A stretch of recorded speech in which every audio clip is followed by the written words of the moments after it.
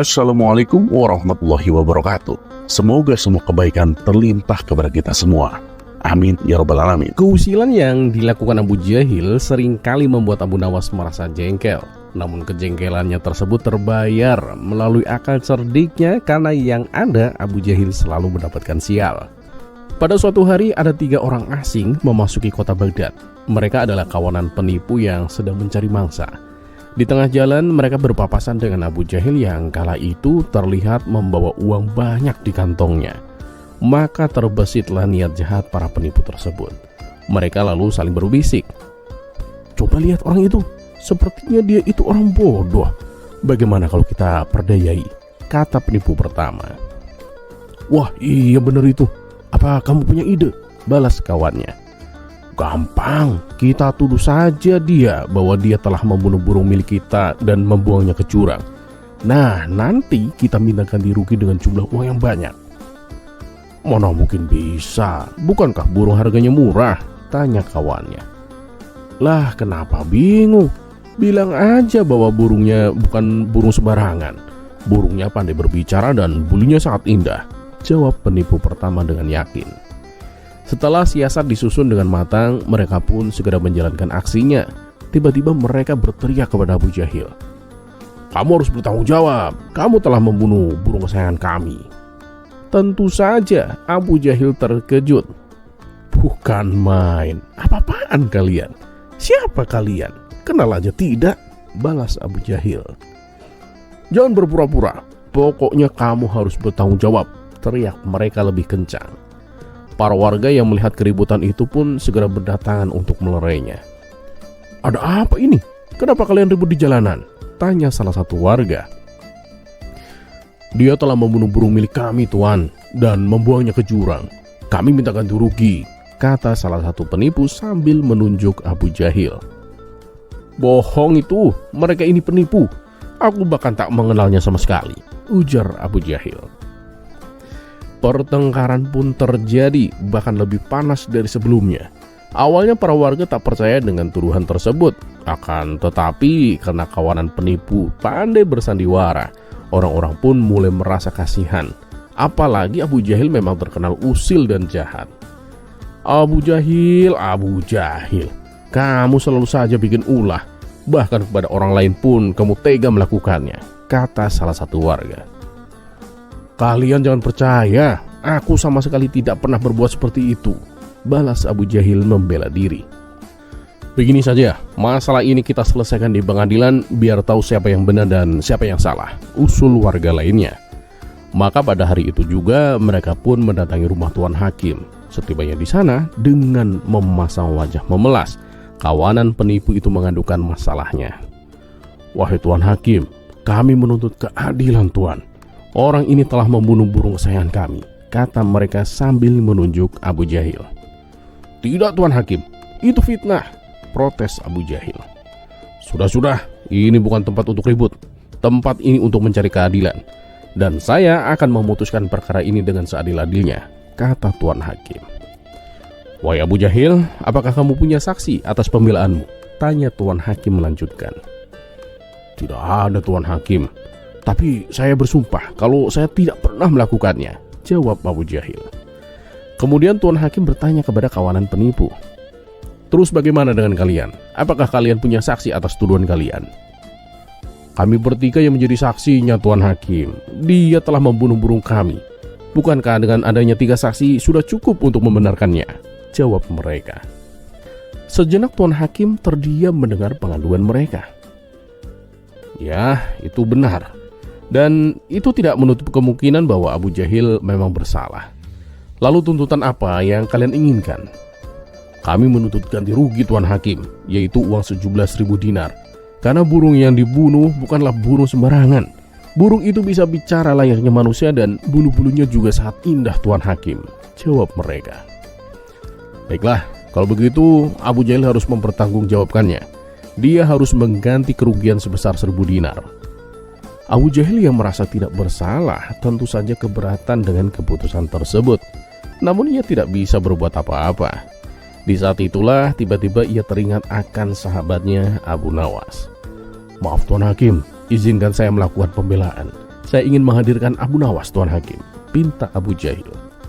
Tuan Hakim pun mengabulkan permintaannya. Tanpa menunggu lama, Abu Jahil meminta izin meninggalkan ruangan sidang untuk menemui Abu Nawas di rumahnya. Sesampainya di rumah Abu Nawas, Abu Jahil pun menceritakan masalah yang menimpanya. "Tolonglah aku Abu Nawas, aku dituduh membunuh burung dan aku disuruh ganti rugi 1000 dinar," pinta Abu Jahil. "Ya tinggal bayar aja, kenapa repot-repot datang kemari?" balas Abu Nawas. "Tapi Abu Nawas, aku tidak melakukannya. Aku bersumpah atas nama Allah." Pada awalnya Abu Nawas tidak percaya dengan Abu Jahil karena ia memang sering berbohong, bahkan terkadang membuat fitnah kepada dirinya. "Kalau kamu memang tidak melakukannya, apa buktinya dan siapa saksinya?" tanya Abu Nawas. "Itulah yang membuatku bingung Abu Nawas. Aku sama sekali tidak ada saksi dan bukti. Tapi demi Allah, aku tidak melakukannya Abu Nawas," kata Abu Jahil mulai meneteskan air mata. Mendapati keadaan Abu Jahil yang demikian, barulah Abu Nawas percaya bahwa kali ini Abu Jahil memang tidak bersalah. "Baiklah Abu Jahil, aku akan menolongmu. Ayo kita ke rumah Tuan Hakim," ucap Abu Nawas.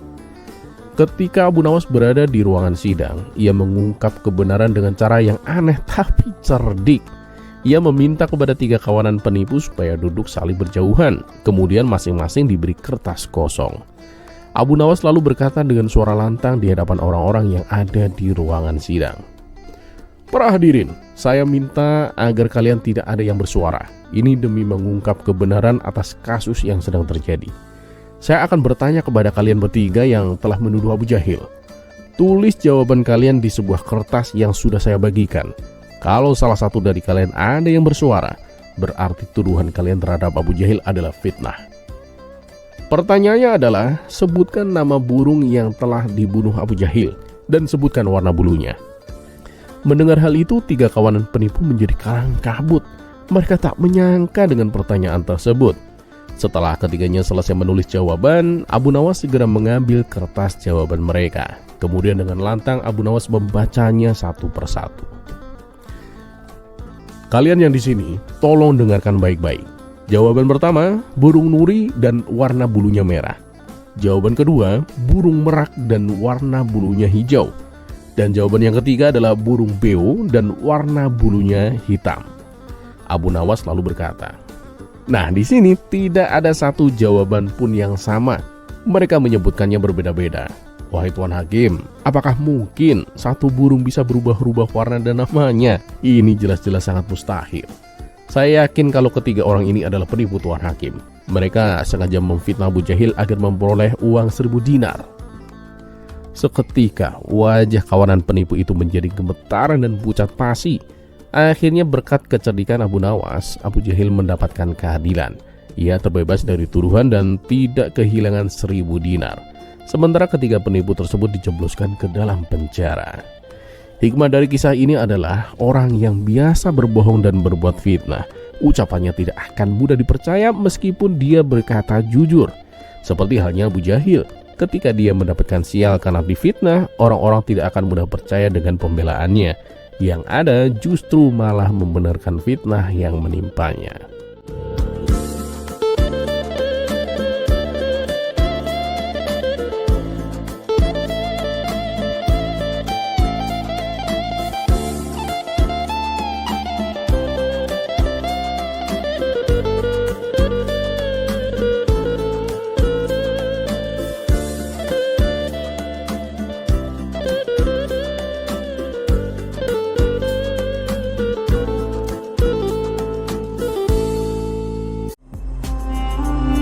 Kisah selanjutnya.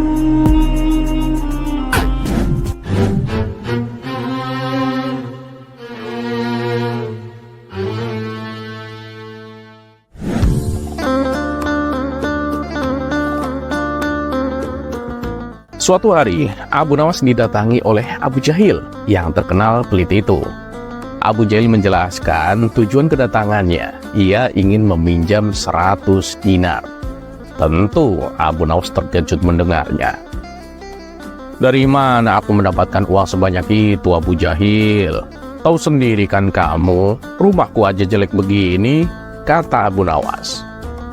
"Tolonglah Abu Nawas, aku yakin kamu pasti ada uang. Pinjami akulah Abu Nawas. Sebulan nanti aku balikin," pinta Abu Jahil dengan merengek. Awalnya, Abu Nawas tidak mau mengabulkan permintaan Abu Jahil itu. Namun karena terus-menerus didesak, Abu Jahil akhirnya tidak bisa menolak. "Tapi kamu janji Abu Jahil, sebulan kamu balikin," kata Abu Nawas mengingatkan. "Iya, aku berjanji Abu Nawas. Lagian juga bulan depan kebunku panen. Aku pasti akan mengembalikan uang ini," jawab Abu Jahil. Singkat cerita, setelah 1 bulan, Abu Jahil tidak pernah mengembalikan uang tersebut. Padahal saat itu kebun Abu Jahil sudah panen dan hasil panennya melimpah ruah. "Ah, payah ini Abu Jahil, omongannya nggak bisa dipegang," batin Abu Nawas. Tetapi karena membutuhkan uang, Abu Nawas terpaksa pergi ke rumah Abu Jahil untuk menagih hutangnya. "Bagaimana dengan janjimu Abu Jahil? Katanya sebulan mau dibalikin," kata Abu Nawas. Tapi aneh bin ajaib, Abu Jahil malah menjawab bahwa dia tidak bisa membayar hutangnya. Ia beralasan uang hasil kebunnya digunakan untuk mengobati saudaranya yang sedang sakit. "Jangan khawatirlah Abu Nawas, bulan depan pasti akan aku lunasi," kata Abu Jahil. Mendengar jawaban Abu Jahil, Abu Nawas sangat kecewa. Tapi mau bagaimana lagi? Dengan terpaksa dan kecewa, Abu Nawas pulang tanpa membawa uang sepeser pun. Beberapa hari kemudian, Abu Nawas mendengar kabar yang sangat membagongkan. Kabar itu bahkan membuat Abu Nawas geram. Si pelit Abu Jahil itu malah sering mengundang teman-temannya untuk berpesta di rumahnya.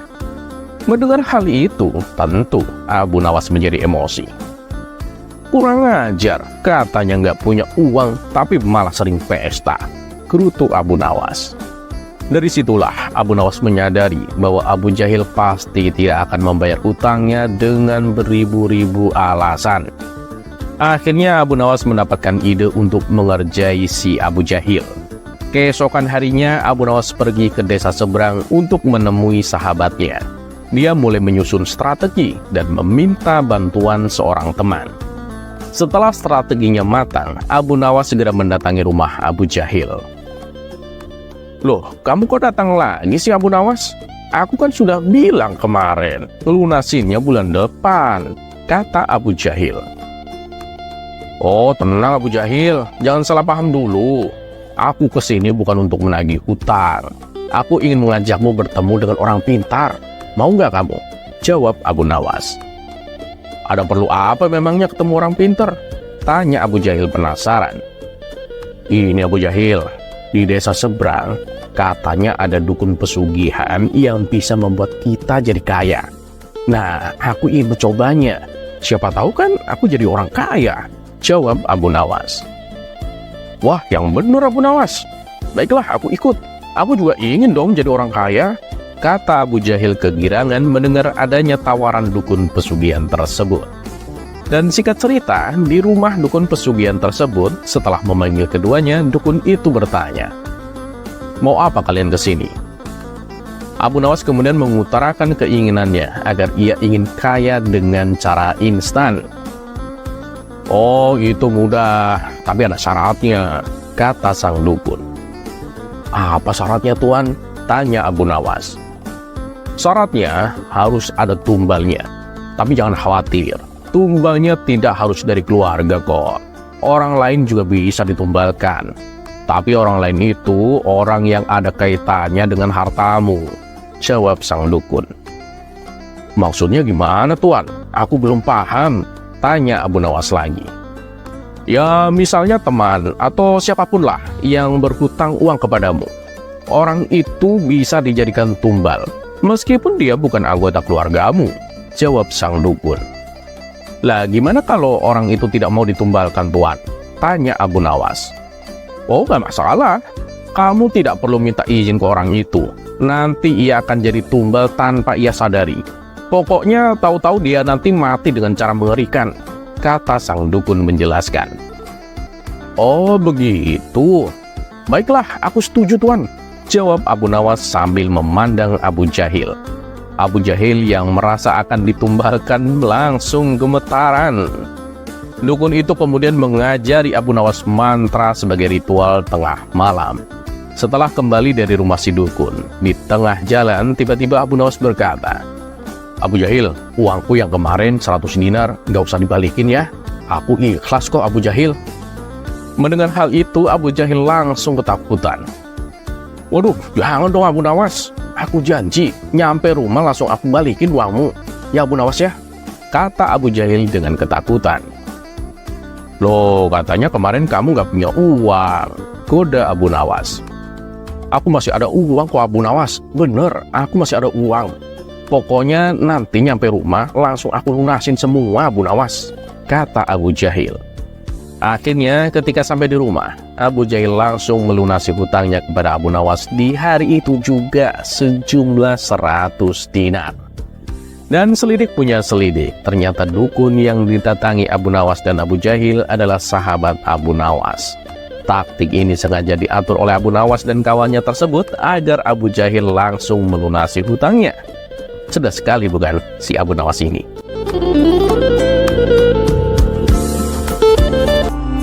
Kisah selanjutnya.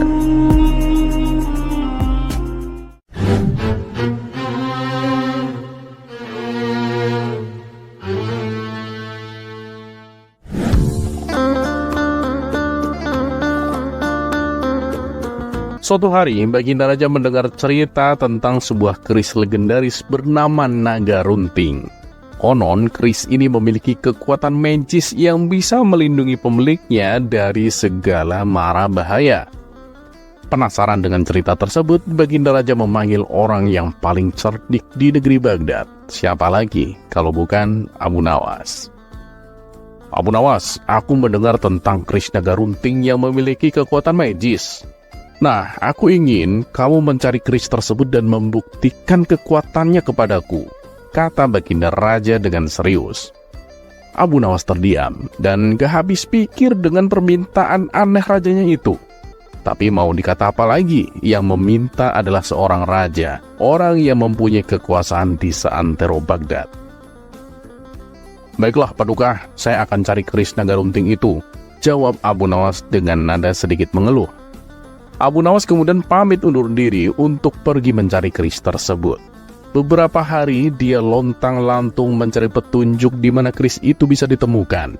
Tanya ke sana kemari, tapi tak ada satupun yang tahu, bahkan untuk sekedar memberikan petunjuk arah. Seminggu, 2 minggu, hingga sebulan. Akhirnya Abu Nawas kembali ke istana dengan membawa sebuah keris yang terbungkus dengan kain merah. Semua orang di sana penasaran dan berkumpul untuk melihat keris legendaris tersebut. Paduka, ini adalah keris Naga Runting yang Paduka minta. Wah, hebat kamu Abu Nawas. Ayo tunjukkan kekuatan keris itu, perintah Baginda Raja dengan penasaran. Siap Paduka, izinkan saya menunjukkan bagaimana keris ini bisa melindungi pemiliknya dari segala mara bahaya, ujar Abu Nawas dengan mantap.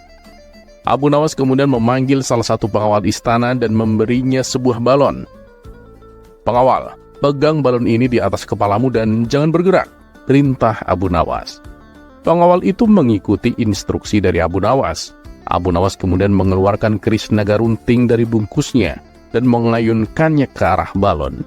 Para hadirin, termasuk Baginda Raja, merasa berdebar-debar menyaksikan pembuktian kekuatan keris Naga Runting itu. Pasalnya ini taruhannya adalah nyawa. Kalau sampai gagal, bisa-bisa si pengawal istana itu mati tertebas keris Naga Runting. Beberapa kali Abu Nawas mengayun-ayunkan si keris, menambah suasana semakin penuh drama. Namun, yang terjadi, keris tersebut tidak mengenai balon, melainkan malah mengenai dinding. Semua orang yang hadir tertawa dengan kejadian itu, tapi tidak dengan Baginda Raja. Baginda Raja merasa kecewa karena Abu Nawas gagal dalam pertunjukannya. Abu Nawas, kamu pasti bercanda. Bagaimana keris ini bisa melindungi pemiliknya? Mengenai balon saja tidak bisa. Tanya Baginda Raja dengan kecewa. Abu Nawas terlihat santai. Ia tersenyum sambil menjawab. Paduka, keris ini betul-betul memiliki kekuatan magis seperti yang Paduka harapkan. Paduka lihat sendiri kan, kekuatan magisnya adalah bisa membuat semua orang tertawa dan melupakan kekhawatiran mereka. Coba perhatikan, semua orang di sini sekarang tertawa dan bahagia. Bukankah itu bentuk dari sebuah perlindungan? Baginda Raja yang sadar dengan penjelasan Abu Nawas itu mulai tersenyum dan kemudian ikut tertawa bersama yang lainnya. Abu Nawas, ya. Kamu benar-benar luar biasa. Kamu selalu bisa menjalankan tugas dariku. Ya, walaupun kadang serasa aneh dan mustahil, tapi jawabanmu masuk akal juga. Dan akhirnya, karena kecerdikannya, Abu Nawas mendapatkan lumayan banyak hadiah dari Baginda Raja. Ia pun pulang dengan hati penuh tawa dan bahagia.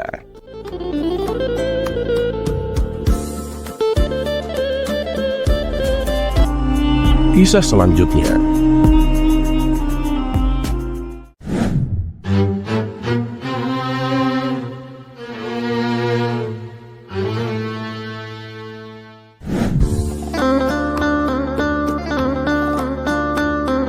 Suatu ketika, Abu Nawas dan Baginda Raja sedang duduk santai di taman istana. Karena suasananya tampak membosankan, Baginda Raja berkata, Abu Nawas, hiburlah aku dengan teka-teki konyolmu, agar aku bisa tertawa. Abu Nawas pun menuruti permintaan rajanya. Baiklah Paduka, saya ingin mengajari Paduka tentang sopan santun. Jika Paduka sedang makan malam bersama istri, bagaimana caranya Paduka mengatakan kepadanya bahwa Paduka ingin buang air kecil? Padahal saat itu Paduka baru saja ijab kabul, tanya Abu Nawas.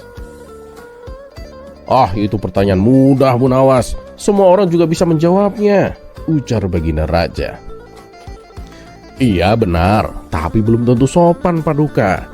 Yang saya tanyakan adalah bagaimana cara yang sopan untuk mengatakannya, jelas Abu Nawas. Oh begitu. Aku akan bilang kepadanya, maaf aku harus buang air kecil, jawab Baginda Raja. Itu tidak sopan Paduka. Coba cari kata yang lain, sahut Abu Nawas. Baginda Raja pun berpikir keras untuk mencari kata-kata yang tepat. Tak lama kemudian ia mendapatkan jawabannya. Dengan percaya diri Baginda Raja berkata, maaf aku harus pergi ke kamar mandi. Namun ternyata jawaban tersebut masih dianggap salah oleh Abu Nawas. Itu lumayan, tapi masih kurang sopan Paduka. Tidak pantas rasanya menyebut kata kamar mandi di meja makan. Apalagi mengatakannya di hadapan istri yang baru dinikahi, terang Abu Nawas. Lalu apa kalimat yang pantas Abu Nawas? Tanya Baginda Raja penasaran. Dengan santai Abu Nawas berkata, duhai istriku, bolehkah aku izin sebentar? Karena aku harus berjabat tangan dulu dengan teman baikku yang akan aku kenalkan kepadamu nanti setelah kita selesai makan malam. Mendengar jawaban itu, sontak Baginda Raja tertawa terpingkal-pingkal.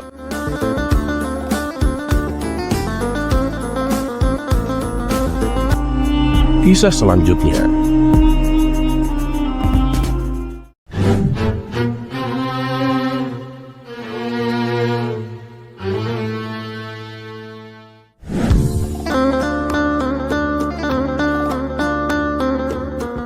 Pada suatu hari, Baginda Raja memanggil Abu Nawas ke istana.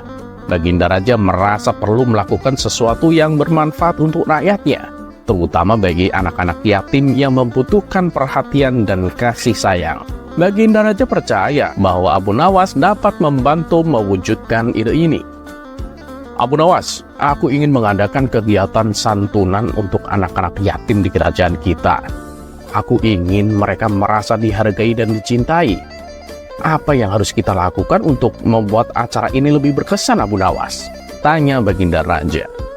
Abu Nawas dengan tersenyum dan kemudian berkata, Paduka, itu memang niat yang sangat mulia. Nah, agar lebih berkesan, kita adakan pesta kecil untuk anak-anak yatim dengan makanan, permainan, dan hadiah. Namun yang paling penting Paduka, kita harus memberikan waktu dan perhatian kita kepada mereka.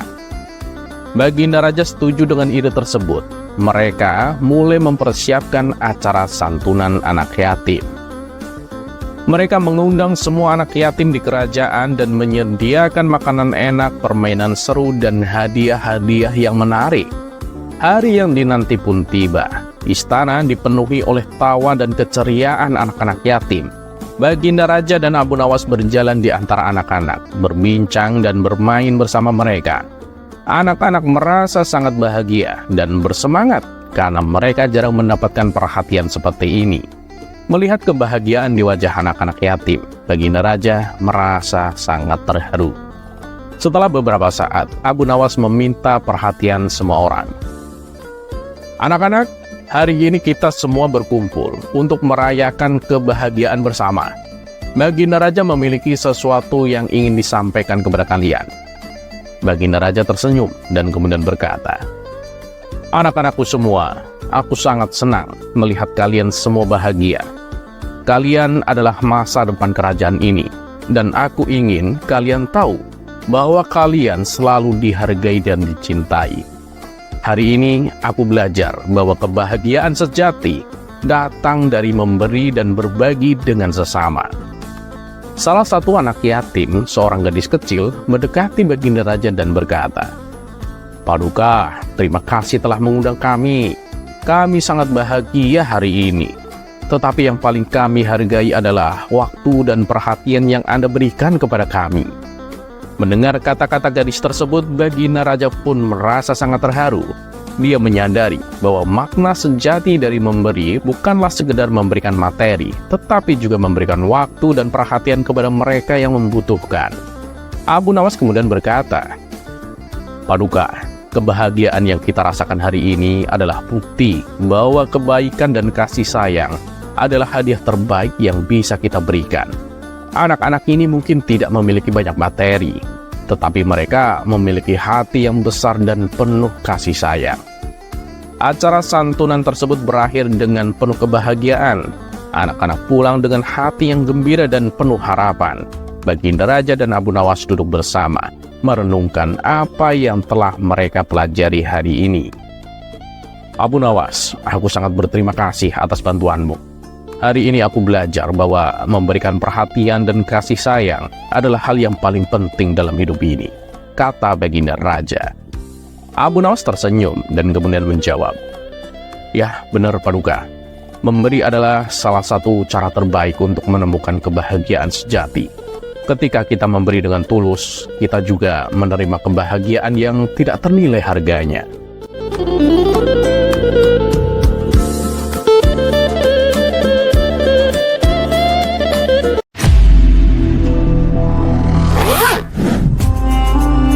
Kisah selanjutnya.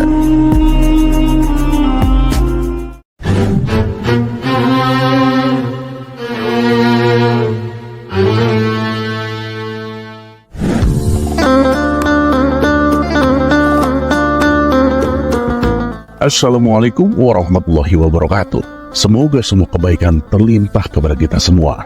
Amin ya rabbal alamin. Dikisahkan, pada suatu hari Abu Nawas sedang berjalan-jalan di pasar. Dia melihat seorang pria yang sedang mabuk berat.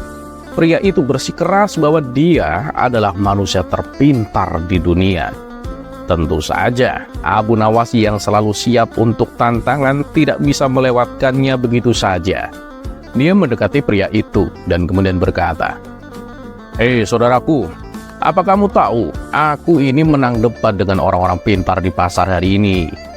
Pria mabuk itu yang merasa yakin dengan kecerdasannya setelah beberapa teguk minuman, dengan cepat menanggapi, "Aku adalah manusia paling cerdas di dunia ini.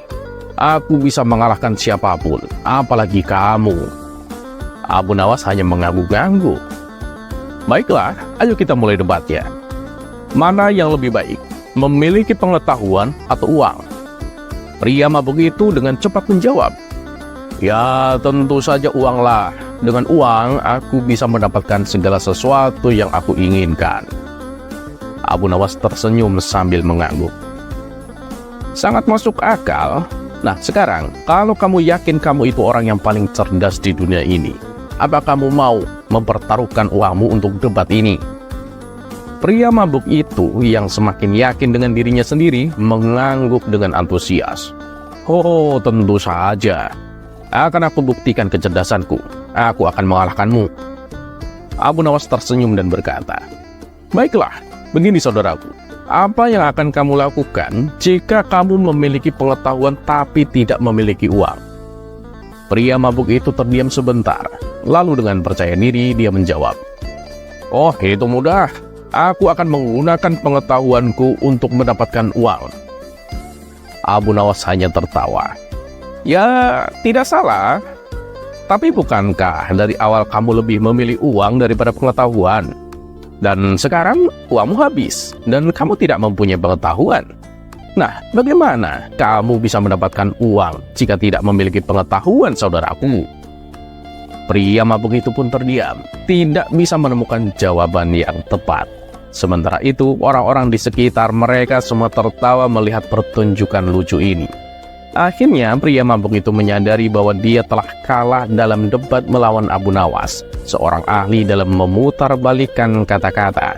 Dengan malu, dia mengakui kekalahannya.